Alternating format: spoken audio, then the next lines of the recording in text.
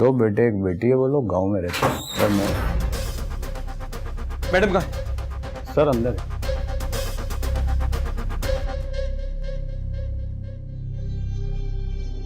अब ठीक है मैडम।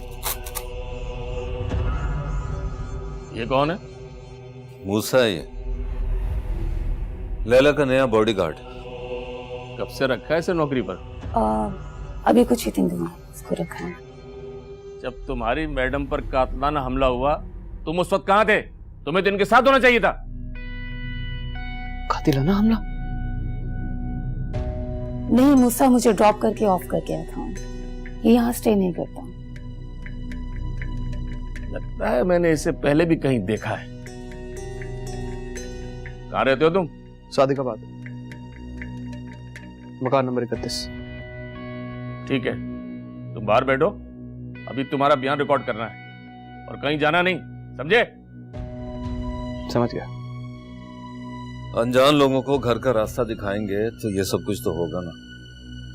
मैंने तो पहले भी कहा था कि हर आने जाने वाले पर भरोसा नहीं करना चाहिए।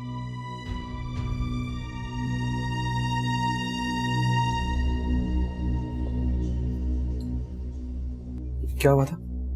अरे मूसा भाई, हम तो सो रहे थे कि अचानक आवाजें टॉस टॉस टॉस टॉस। बाहर आए, पता चला मैडम पर किसी ने हमला कर दिया।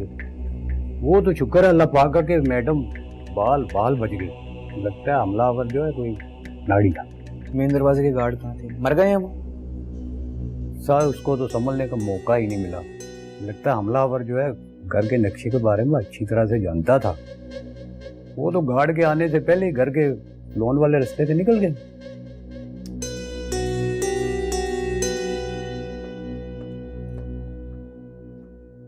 बयान हो गए इनके? जी सर, हो गए मैम। एक बात आप लोग अच्छी तरह से सुन लें, जब तक इस केस की तफ्तीश चल रही है आप में से कोई इस इलाके और शहर से बाहर नहीं जाएगा, समझ गए आप? ठीक है। और खास तौर पर तुम, अंडरस्टैंड? जी। इसका बयान ले लो। ठीक है सर। ओए, क्या नाम है तेरा? आराम से। मूसा। आराम से नहीं, कहाँ रहते हो? मैंने पूछा कहाँ रहते हो भाई? मकान नंबर 31, सादिकाबाद।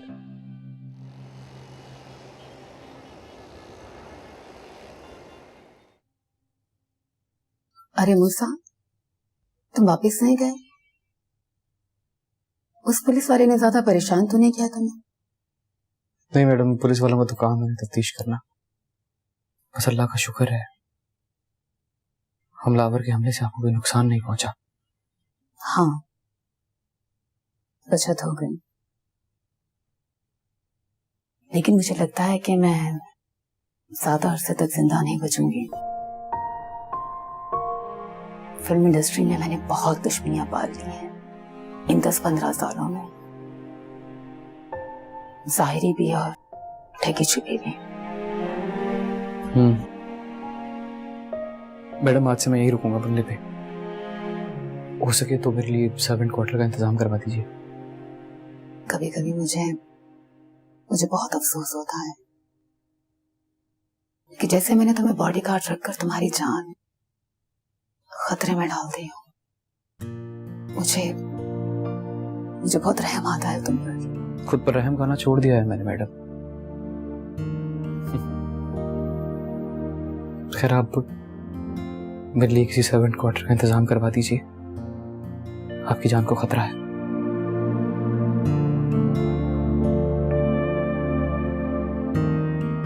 ओके, ठीक है, मैं गफूर से कह के तुम्हारे लिए कोई सर्वेंट क्वार्टर साफ करवा देती हूँ। और हाँ, किसी चीज की जरूरत हो तो मुझे बता दें। बहुत शुक्रिया। ओके।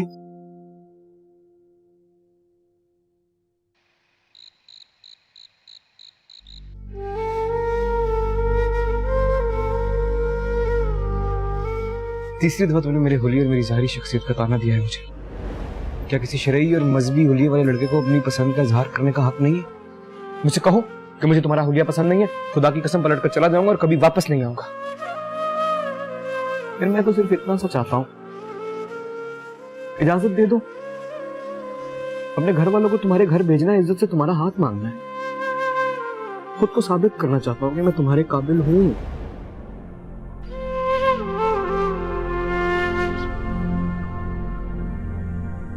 मैंने आपके माजी के साथ आपको एक्सेप्ट किया है, और मुझे तुम जैसी लड़की तो चाहिए थी, तुम जैसी नाजों और अदाओं वाली, जो इन बेचारे कमजोर मर्दों को अपनी औकात में रख सके। मैं क्या चाहता हूं, मेरी दोस्त बन के, मेरी बिजनेस पार्टनर बन के मेरा सपोर्ट कर।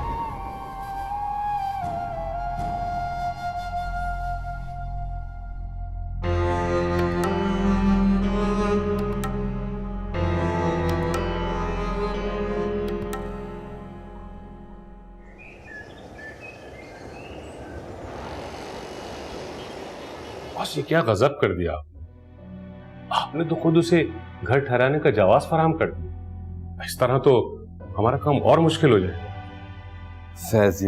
फैजी, तुम नहीं समझोगे, मैं एक तीर से दो शिकार करने का माहिर, और मैंने अपने दोनों शिकारों को करीब कर दिया है मूसा को घर में ठहरा, और इसी बहाने मैंने पुलिस को मूसा पर शक के रास्ते पर भेज दिया।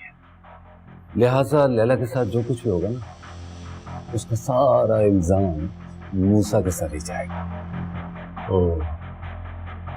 अब समझा, आपने मूसा के पुराने क्रिमिनल रिकॉर्ड के बारे में पुलिस को सब बताया, और अब जो वारदात भी होगी उसका सीधा शक मूसा पर जाएगा। और रात को जो हमलावर का निशाना चूका, उसे ऐसा ही हुक्म था, मारने के लिए नहीं, सिर्फ डराने के लिए कहा था आपने। समझ जाते हो, मगर जरा देर से समझते हो।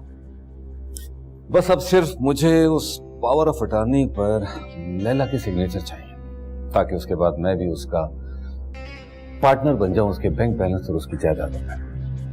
आखिर लैला के बाद उसकी जायदाद और उसके बैंक बैलेंसेस को संभालने वाला भी तो कोई होना चाहिए ना।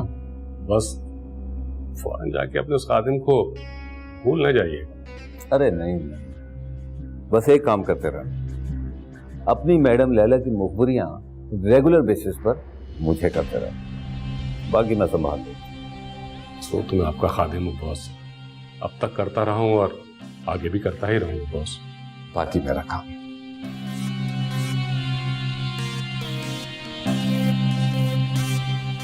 लैला जी?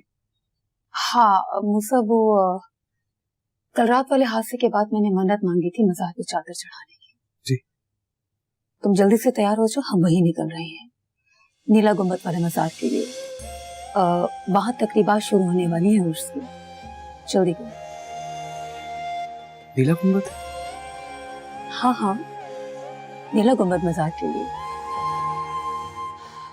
मैं अकेले जाने का रिस्क बिल्कुल नहीं ले सकती, तुम्हें मेरे आसपास नजर रखनी होगी। पता नहीं क्यों मुझे हर वक्त वहम सा होता जा रहा है, जैसे कोई बहुत ही नादीदा दुश्मन मेरी ताक में है। आप फिक्र मत कीजिए, मूसा आपके साथ है, इंशाल्लाह कुछ नहीं होगा आपको।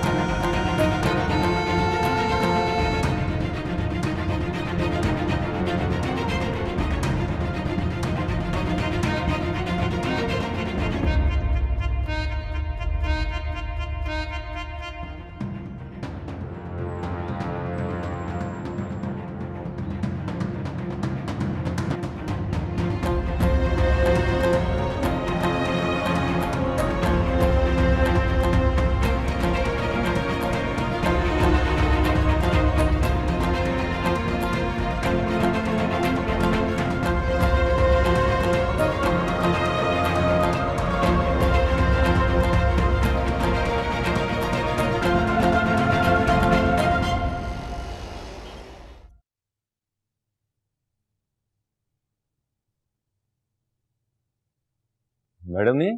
जी सर मैडम अभी तक नहीं आई। लेकिन वो तो सुबह सवेरे घर से निकली थी, कहाँ गई? सर उन्हें शायद किसी मजार पे जाना था दुआ करने के लिए। स्टाफ भी उनके साथ गया है। एक तो मैं सूरत के ड्रामों से बहुत तंग हूँ। जी सर। कुछ ना कुछ नहीं, आप अपना काम करें। ओके। यही दिन देखना रह गया था इस नाखल औलाद के हाथों।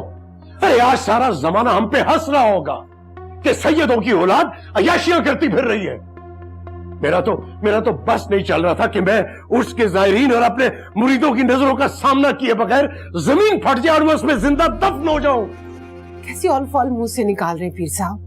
कोई पीर साहब नहीं है, मत कहो मुझे पीर साहब।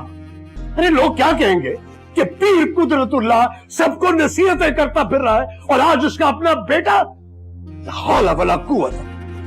मगर मूसा ने क्या किया, मुझे भी तो कुछ बताए।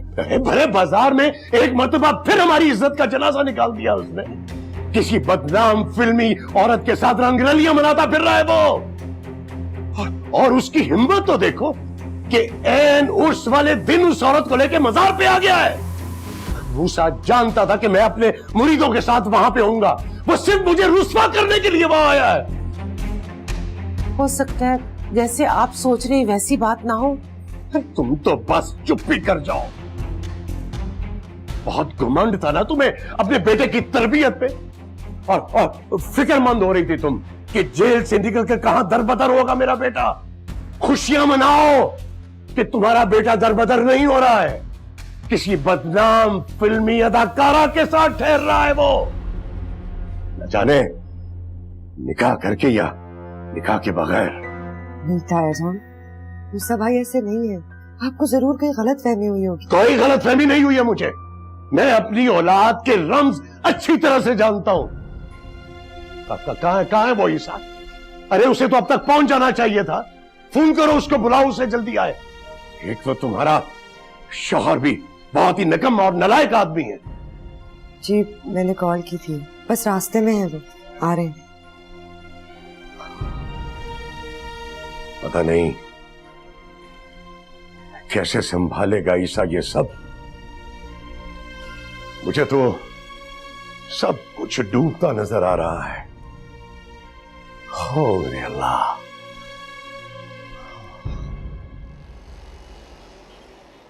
हेलो। हाँ अच्छा, मैं बोल रहा हूँ। जी फरमाइए, क्यों फोन किया मुझे? वो सुबह मैं जल्दी में था, ऑफिस निकल गया, बताना भूल गया। शाम में हमने जाना है शहबाज गिल साहब के पास, डिनर है, तो मैं जल्दी आ जाऊंगा घर, तुम रेडी रहना। ओके शहरियार आप चले जाइएगा अकेले, मेरी तबीयत ठीक नहीं है। क्यों, क्या हुआ तुम्हारी तबीयत को? कुछ नहीं हुआ है तुम्हें, हमें वहां चलना जरूरी है। उसने ये दावत हमारे एजाज में दी है, याद रहे तुम्हें ये बात। और वो कुछ अच्छा पहन लेना, तंबू मत तोड़ लेना हमेशा की तरह। Wear something appropriate and nice, right? मगर मैं अच्छा बीच में फोन आ रहा है, मैं करता हूं तुम्हें। तैयार है ना? बाय। अच्छा मेरी बात।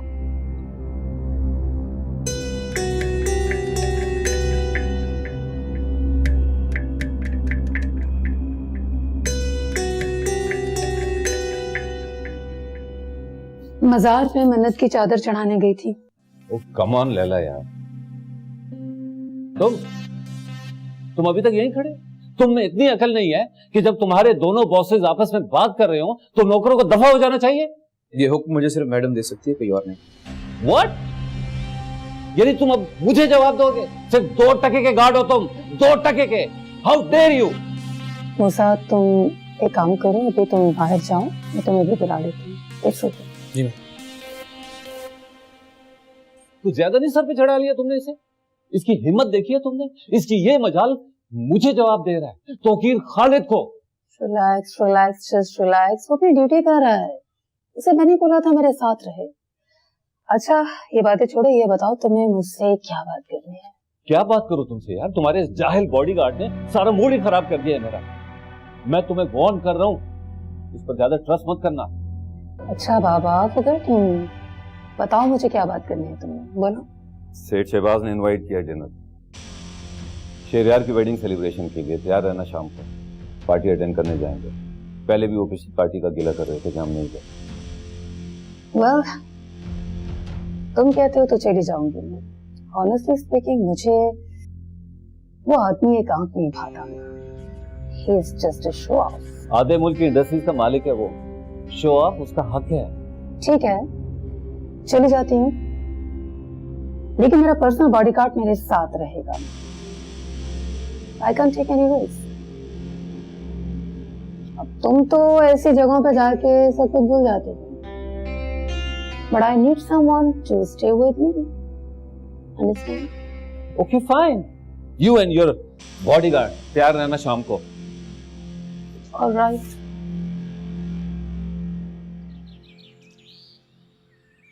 क्या मूसा भाई और फिल्म स्टार लैला?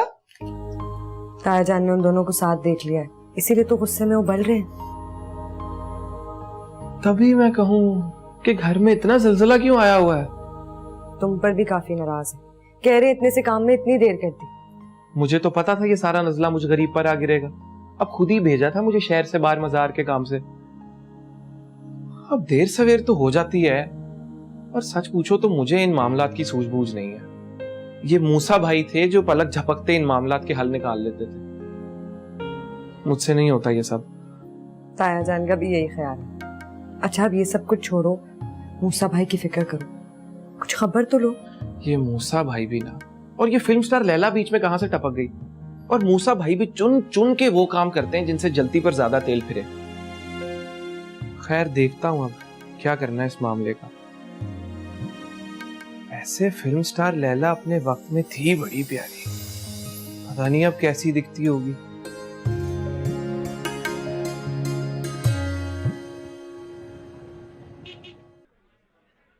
अस्सलाम वालेकुम सेठ साहब। वालेकुम सलाम, आइए आइए, खुशामदीद खुशामदीद। वही तौकीर तुम्हारी बेगम को देखकर मुझे इनकी क्लासिक फिल्में याद आ जाती हैं मुझे, और मेरा दिल एक बार फिर से जवान और खिलंडरा बन जाता है। सेठ साहब आप जैसे कदरदान अब कहाँ मिलते हैं, जमाना बड़ा बेमुरवत हो गया। वैसे आप ये दिन में कितनी दफा कितने लोगों को ये लाइंस बोलते हैं? मेरी नजर में तो एक घिसे पिटे जुमले होते हैं। बस आपकी इसी जिंदा दिली के तो हम फैन हैं लैला मैडम। आहा, वो आए घर में हमारे खुदा की कुदरत है। कभी हम उनको कभी अपने घर को देखते हैं। ज़ोरा बेगम देखिए, फिर से माइंड मत कर लीजिएगा, मगर मैं हूं बंदा हुस्न परस्त, और जब ऐसा सच्चा और खरा हुस्न सामने हो तो फिर कोई काफिर भी तारीफ किए बगैर नहीं रह सकता। मैं अगर इस महफिल की तमाम रोशनियां बुझा भी दूं तो भी आपका नूर ही काफी है उजाला करने के लिए। लगता है हजारों चांद सूरज रोशन है आपकी शख्सियत में। वैसे तुम इनकी बातों का बुरा ना मनाना, तुमसे पहले ये सारी बातें मेरे लिए कह रहे थे। आदत है इनकी जगह जगह मुंह मारने की। सेठ साहब सारी बातें यहीं खड़े खड़े करेंगे या मेहमानों के लिए कुछ खास इंतजाम भी किया हुआ? हाँ हाँ हाँ, पूरा पूरा बंदोबस्त है। आइए जनाब।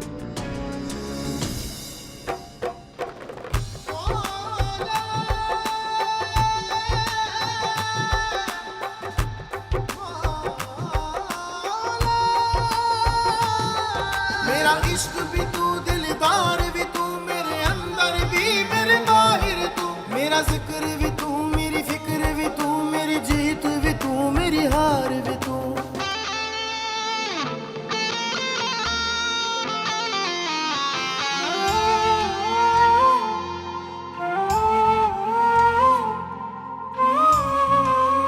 मालिक साहब आपकी ये बात मुझे बिल्कुल पसंद नहीं। भाई अभी तो महफिल शुरू हुई है, कुमार थोड़ा बढ़ने दे। बिजनेस की बातें करने के लिए तो सारी रात पड़ी है। अस्तगफिरुल्लाह। क्यों ज़ोरा, तुम क्या कहती हो? मुझे क्या पता, आप लोग की बातें आप लोग को पता होंगी।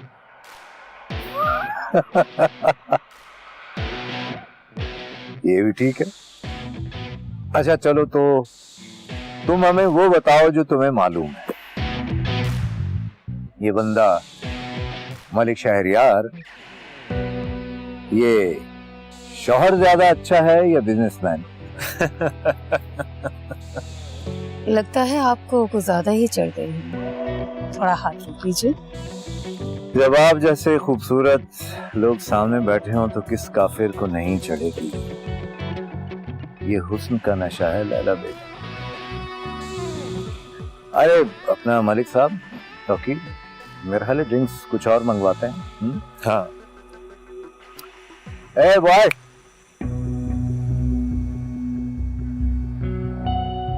हे यू, सुना नहीं तुमने? सेठ साहब बुला रहे। सुनाई नहीं देता क्या? We want more drinks. Bartender से कहो ड्रिंक्स हमें यहाँ सर्व करें। नशा नहीं टूटना चाहिए हमारा। जाओ।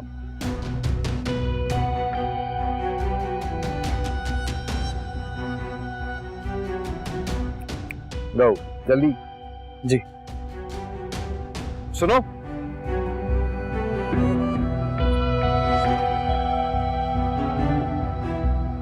मालिक साहब आप उदास ना हो, अभी कारोबारी बातें भी कर लेते हैं अभी। माहौल तो बनने दें। पत्ता पत्ता बूटा बूटा हाल हमारा जाने है, जाने न जाने गुल ही न जाने बाग तो सारा जाने है। वाह वाह सेठ साहब, क्या बात है आपकी। कहाँ से चुनकर लाते हैं ये नायाब शेर आप? अरे तौकीर साहब, आपने गिल साहब को हल्का ले लिया है। वो तो बिजनेस में मसरूफ रहे हैं, वरना पाकिस्तान के बहुत बड़े शायरों में से एक होते। वह जनाब क्या कहें। वैसे लैला बेगम, आपकी ये दोस्त तो कुछ कहती ही नहीं है। ना ड्रिंक्स लेती हैं, ना कुछ खाती हैं, ना पीती हैं। लगता है कि डाइट पर हैं जनाब।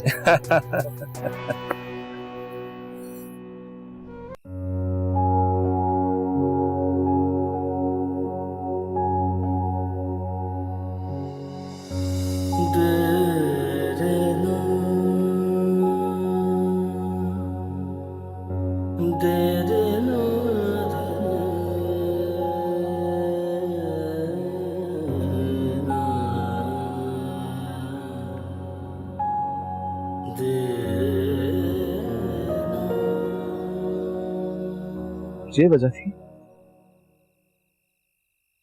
जिस वजह से तुमने मूसा को ठुकरा दिया।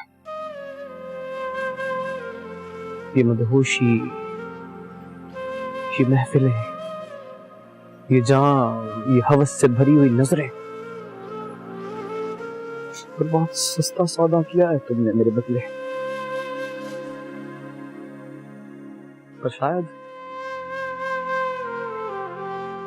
तुम्हारी चाहत ही यही थी, जिस्म चकाचौंध, ये महफिल की रौनकें। जो मेरे मुकद्दर में लिखा था मुझे वही मिल रहा है,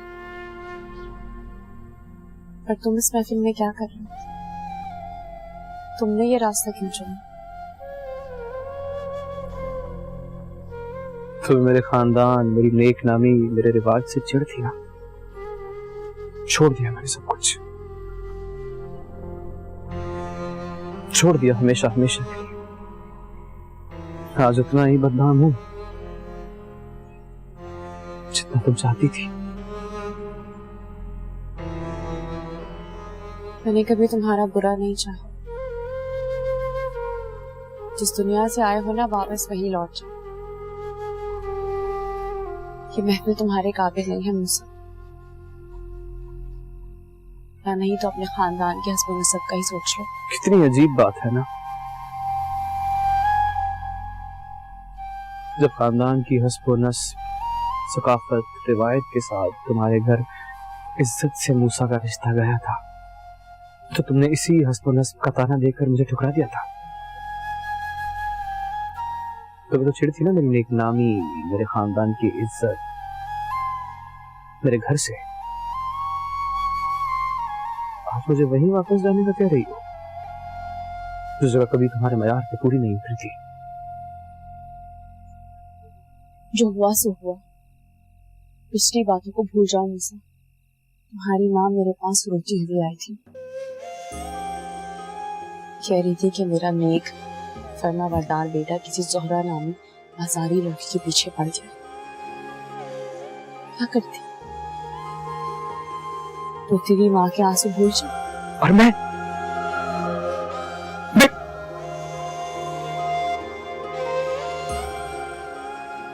एक लम्हे के लिए भी मेरा नहीं सोचा तुमने?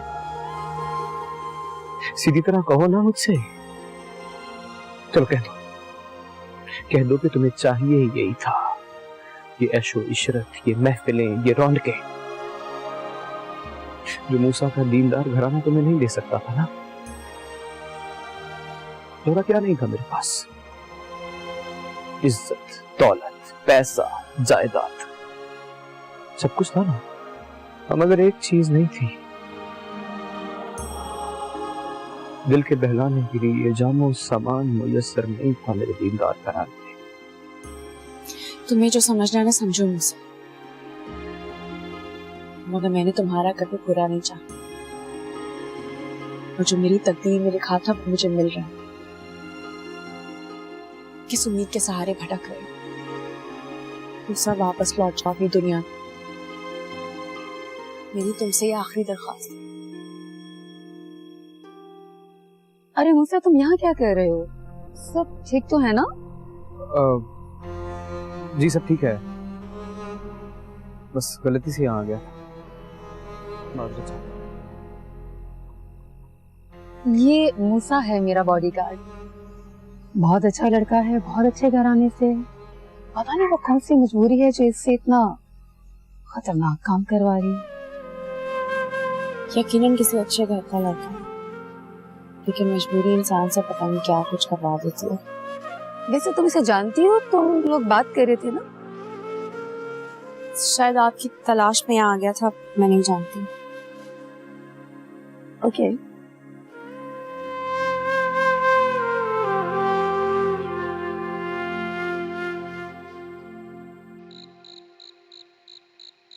तसल्ली रखिए भाभी, मूसा जल्दी लौट आएगा।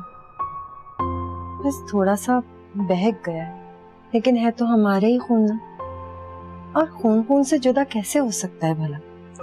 नहीं खदीजा, मूसा हमसे रूठ गया है। काश मैंने उसके दिल की सुनी होती, अपनी मनमानी ना करती तो आज वो हमारे दरमियान भी होता। ऐसा क्यों कह रही है ताईजान?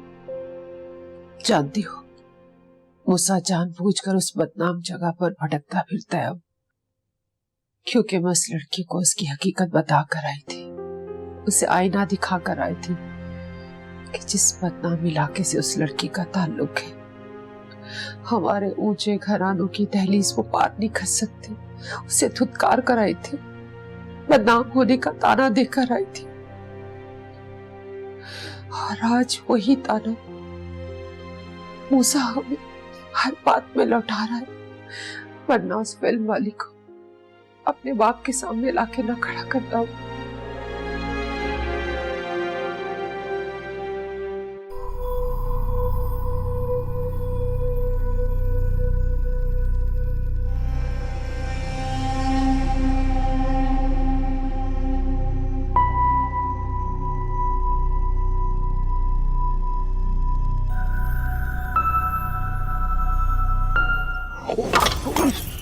I'm sorry, ma'am.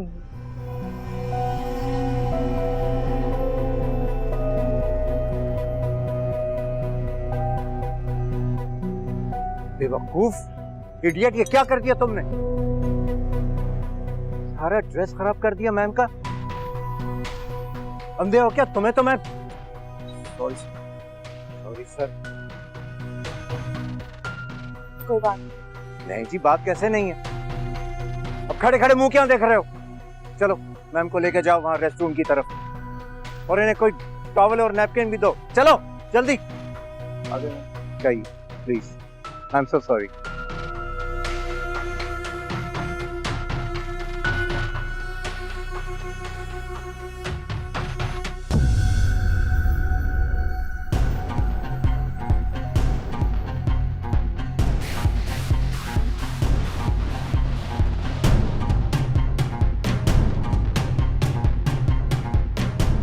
मैम आप फ्रेश हो जाए, टॉवल और नेपीज भी अंदर ही हैं।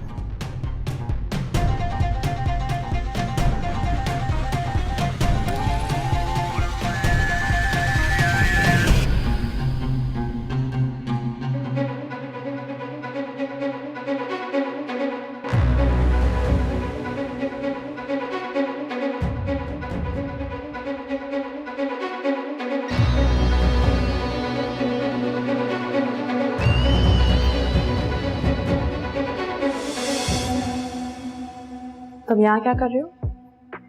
माफी चाहता हूँ इस गुस्ताखी के लिए। वहां बाहर अपने शौहर के सामने तो तुम खुल के कोई बात नहीं कर रही थी, तो मैंने सोचा चलो 2 मिनट यहीं बात कर लेते हैं। वैसे बेफिक्र रहो, वहां बाहर हम दोनों के गायब होने की किसी को कोई खबर नहीं होगी, क्योंकि सभी वहां बेसुध पड़े। पागल हो गए, हटो मेरे सामने। हाँ, रास्ता छोड़ो मेरा, पता मुझसे बुरा कोई नहीं होगा। अरे ऐसा तो मत कहो ना, देखो अभी ये तो बुरी बात है ना। हाँ, मैं तो सारे जमाने में तुम्हारी तारीफें करते हुए नहीं थकता। क्या हीरा चुना है शहरयार ने अपने लिए, और एक तुम हो कि खुद अपने आप को बुरा साबित करने पे तुली हो। अच्छी बात नहीं है ये क्या हरकत है? हटो मेरे रास्ते से, वरना मैं शोर मचाऊंगी। ना ना ना, ऐसी कोई कोशिश करना भी मत, क्योंकि ये कमरा, वो पार्टी जो बाहर लॉन में हो रही है ना, वहां से बहुत दूर है, और करीब करीब तुम्हारी आवाज सुनने वाला भी कोई। शर्म आनी चाहिए तो ये सब कुछ करते हो। मैं तुम्हारे दोस्त की बीवी हूँ, खैर ना। बस बहुत बकवास सुन ली मैंने तुम्हारी। मेरे सामने ज्यादा नेक बीवी बनने की कोशिश मत करना। अच्छी तरह वाकिफ हूं मैं तुम्हारी असलियत से। डांस पार्टियों में कमर लचकाने वाली, तुमने शायद मुझे नहीं पहचाना, लेकिन मैं तो तुम्हें देखते ही पहचान गया था। बहुत बार देखा मैंने तुम्हें उन महफिलों में, वहां तो फुलझड़ी की तरह पटाखा बनी फिरती थी, और यहाँ ये दिखावे की शर्म क्यों? शहरयार, कोई है यहाँ पे? हटो मेरे किस शहरयार को बुला रहे? वो जो तुम्हारा शौहर है, जो तुम्हें खुद यहाँ लेकर आया है, ये जानते हुए भी कि मेरी नीयत तुम पे खराब है। मेरी नीयत तो तभी खराब हुई थी जब मैंने तुम्हें डांस पार्टी में देखा था, मगर अफसोस शहरयार तुम्हें पहले ले उड़ा, वरना मैं तुम्हें उससे बेहतर और बड़ी डील ऑफर कर सकता था। खैर अभी कुछ नहीं बिगड़ा। जितनी रकम तुम मलिक शहरयार से लेती हो, उससे डबल ट्रिपल जो कीमत तुम कहो, मैं तुम्हें आज ही उस पर रख सकता हूँ। बस तुम सिर्फ एक बार हाँ कह दो, मैं दुनिया भर की दौलत तुम्हारे कदमों में लाके ढेर कर दूंगा।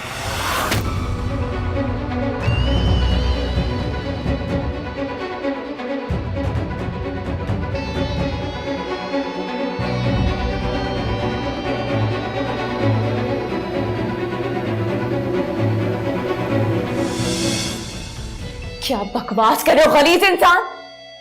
मैं तुम्हारे दोस्त शहरयार की बीवी हूँ, समझ नहीं आ रहा तुम्हें? सब ड्रामा है, और ये बात तुम भी अच्छी तरह जानती हो। और ये निकाह जिस पे तुम इतना इतरा रही हो ना, मेरी एक बड़ी डील की मार है बस। मैं अगर अभी तुम्हारे प्यारे मलिक शहरयार को अपने किसी बड़े प्रोजेक्ट में पार्टनरशिप की ऑफर करूं ना, तो तुम्हारे जैसी दर्जनों खुद मेरे दरवाजे पे छोड़ के जाएगा। तुम किस खेत की मूली हो? यानी मत समझो जो मैं तुम्हें इतनी अहमियत दे रहा हूं, वरना सेठ शहबाज हर ऐरी गैरी पे आशिक नहीं होता। खुशकिस्मत समझो अपने आप को कि मेरा दिल तुम पे आ गया। देखो मेरी बात मान लो, फायदे में रहोगी। और हाँ, अगर तुम मलिक शहरयार के निकाह में रहना चाहती हो दुनिया को दिखाने के लिए, तो आई हैव नो प्रॉब्लम।